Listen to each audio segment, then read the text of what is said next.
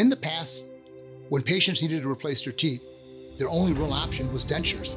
George Washington had dentures. Dentures have been around for hundreds of years. My grandmother had dentures. And believe it or not, it's one of the reasons I got into dentistry. I saw this proud woman who basically raised me as an infant and made me the person that I am today suffer from having dentures that didn't fit. Nobody wants dentures.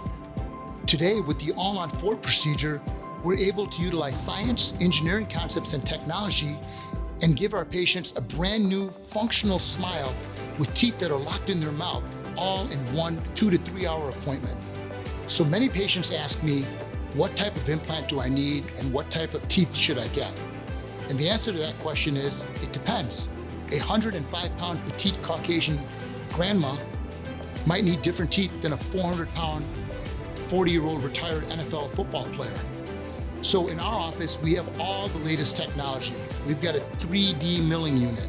We have 3D x-rays so we can determine what type of implant to use, and more importantly, we can also then determine the best tooth available or tooth material available to ensure the patients have proper phonetics, reliability, durability, and of course aesthetics. And I have a lab tech that works with me on a routine basis, on a daily basis, every day.